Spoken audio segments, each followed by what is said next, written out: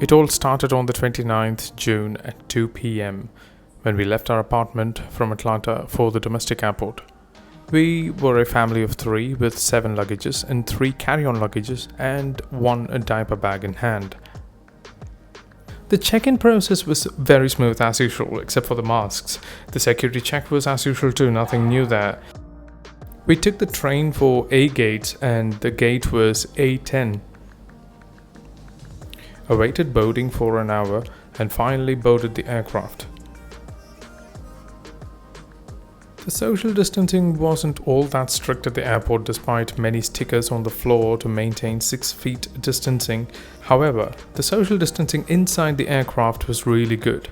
The middle seats were empty unless you were traveling together. The flight to JFK was pretty good. Absolutely no hassle whatsoever.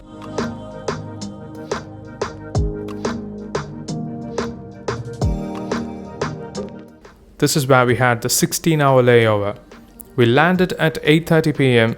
and the next international flight to India was only at 12:30 p.m. tomorrow. We took our sweet time inside the airport, enjoyed a few views here and there. Our luggages were the last to be collected from the carousel. We managed to place all the pieces in just 2 carts. Now the ticketing area.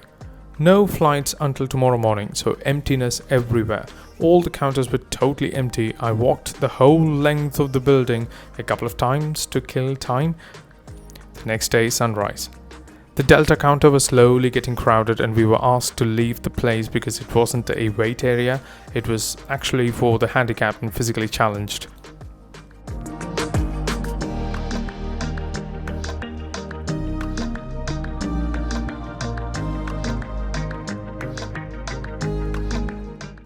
Thankfully, Dunkin' Donuts was open. We grabbed a cup of coffee and the Air India counter was opened exactly at 7. Since we had absolutely no clue which check-in row it was going to be, it took us some time to put together our luggages and then join the queue. And we were 15th in line despite reaching the airport a night before. This particular first queue was only for screening. It was only for the temperature check. At this point, masks were mandatory and it was a good idea as well. It was pretty crowded and social distancing was slowly vanishing. We filled up the undertaking forms which were given essentially for the travel declaration, and then comes the actual check-in. 7 luggages, 2 of them slightly underweight and 4 of them slightly overweight. It was close to 24.5 kilograms, I think, but no questions were asked. The check-in desk officer was really kind and understanding, We even took a stroller with us. The carry-on luggages were not even weighed. Don't get me wrong, we did not sneak or anything. We had our luggages properly weighed up to 8 kilograms. That's it, because we didn't want to have any last-minute commotions at the airport check-in counter. We were also allowed to carry a diaper bag as a personal carry-on item. Security clearance was over and we were down in like 20 minutes.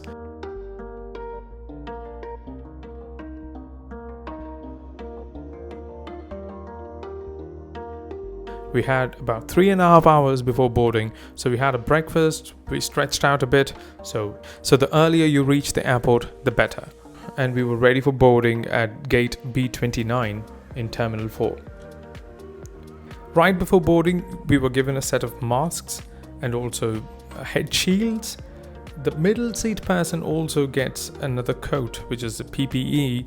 We got to board soon as we were traveling with a kid and we were at our seats fairly quickly. The aircraft was taxied away exactly at 12:30 p.m. and we were airborne in less than 10 minutes.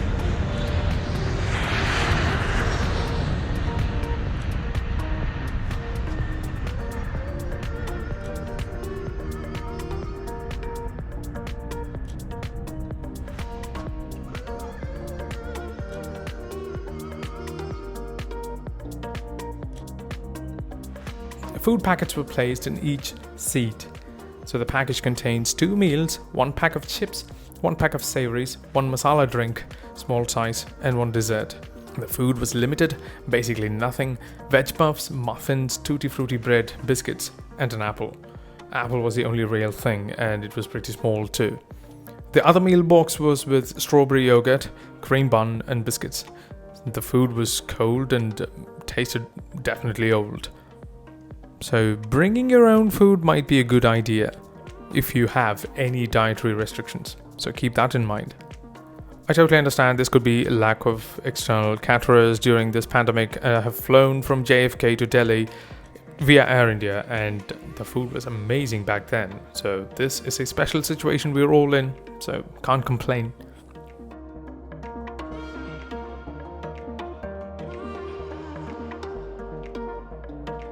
You're greeted non-stop with a picture of Taj Mahal and Air India logo.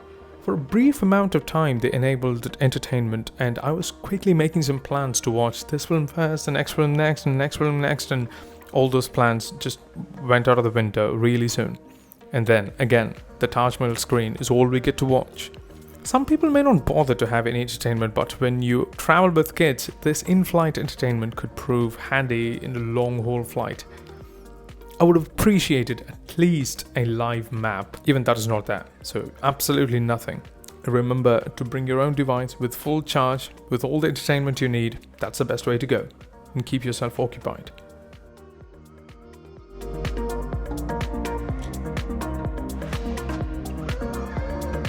Before landing, all passengers are given the self-declaration forms. Definitely have a pen with you, do not borrow, do not lend.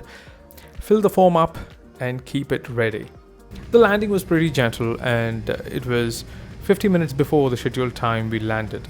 Once we touched down, we were not allowed to disembark the flight for about 50 minutes. We were waiting inside the aircraft for some medical clearance for about 45 to 50 minutes. We were inside the aircraft. Once out, we were just asked to wait at a waiting area without any information, possibly medical screening, who knows, I don't know.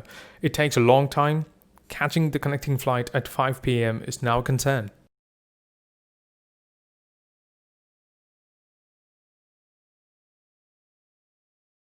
There were queues to check temperature, and people were sent in batches of 40, or I guess it's 35, I don't know. Once you reach the counter, your temperature is checked, and then your undertaking form is sealed with quarantine. And we were given a sticker on each passport with a group name and a number associated with it. Mine was Group K. We were then asked to wait in front of the Welcome to India board, and we were seated in the order of the number on the backside of the passport, the new sticker number.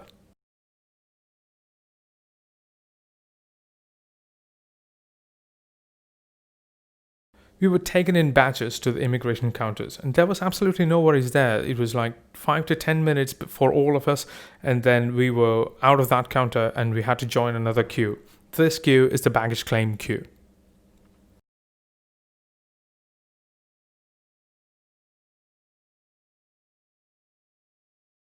All the luggages were taken out of the carousel and kept down in a row. This added a lot of confusion and unnecessary contact with a lot of luggage to check if they were ours. It was already 3.5 hours since we landed, and we are still at the baggage claim, searching for our bags.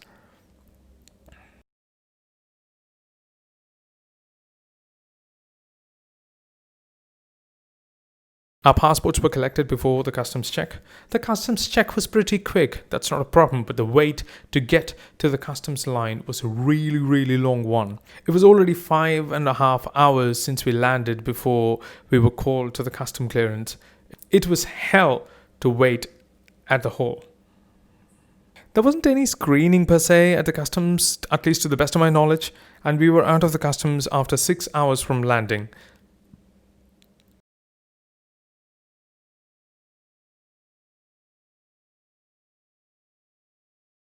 And this is another painstaking procedure, and you have to step out of the airport. The queue is another long one outside the airport. The path to the triage room is not smooth. Pushing the trolleys were quite difficult as there was just a carpet over rocky roads. Be prepared for all these things, travel light as possible. After an hour of waiting outside the triage room, we were finally let in.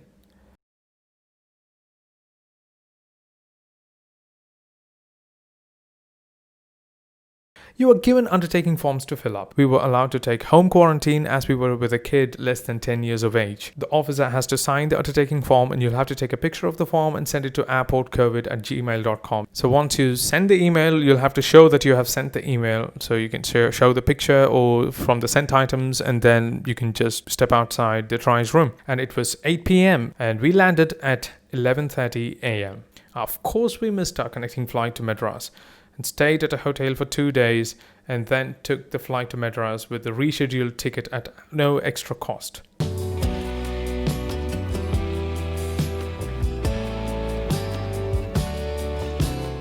The social distancing inside this domestic aircraft was really impressive.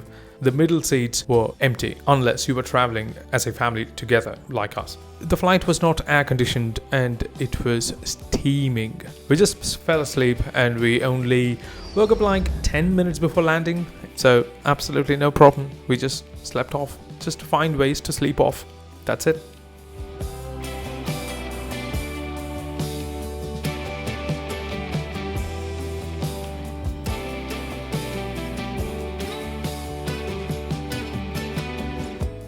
The process was absolutely sweet at Madras Airport. So once we were out of the aircraft, we were given a seal for home quarantine in our arm, and that's about it. You get to go straight to the baggage claim. Just have an e-pass ready with the driver details. If not, you go get a prepaid taxi ready and then update the e-pass with that driver details and the car details, and you will be allowed to step outside the airport in absolutely no time. And finally, there ends our almost 70-hour journey from Atlanta to Madras. What a relief. One thing is for sure, everyone is trying their best to do their best. The journey is not smooth, the travel is not easy. Do not travel unless it's absolutely required. I wish you all a safe flight back home. Take care. Bye-bye.